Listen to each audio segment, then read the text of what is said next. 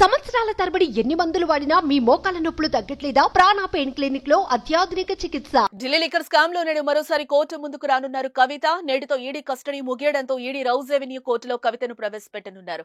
అలాగే కవిత వేసిన bail petition కూడా నేడు విచారణకు రానుంది. బెయిల్ పిటిషన్ పై కవిత తరపు న్యాయవాదులు నేడు వాదనలు వినిపించనున్నారు. దీంతో కవితకు బెయిల్ వస్తుందా రాదా అనేది ఉత్కంఠగా మారింది. ఇప్పుడు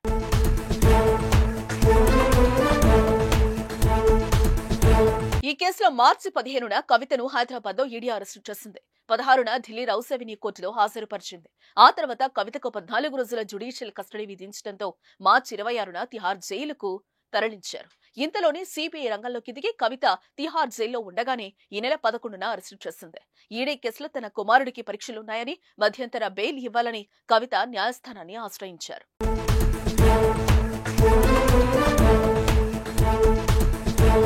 అయితే కవిత సమాజాన్ని ప్రభావితం చేయగలిగే వ్యక్తిని, ఆమెకు బెయిల్ ఇస్తే సాక్షులను ప్రభావితం చేసే అవకాశం ఉందని కోర్టులో ఈడీ వాదనలు వినిపించింది.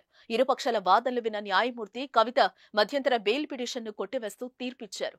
ఈ నేపథ్యంలో ఈడీ కేసులో బెయిల్ కోసం మార్చి 26న, సిబిఐ కేసులో బెయిల్ ఇవ్వాలని కోరుతూ ఈ నెల 15న న్యాయస్థానంలో పిటిషన్లు దాఖలు చేశారు. తనకు ఆరోగ్య సమస్యలున్నాయని, జైల్లో ఉంటే అవి మరింత పెరిగి ఇబ్బందిగా మారుతుందని, తనకు బెయిల్ మంజూరు చేయాలని పిటిషన్లో కవిత విజ్ఞప్తి చేశారు.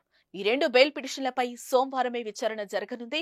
మరోవైపు మరో 4 రోజులు కవితను ఈడీ కస్టడీ కోరే అవకాశం ఉంది.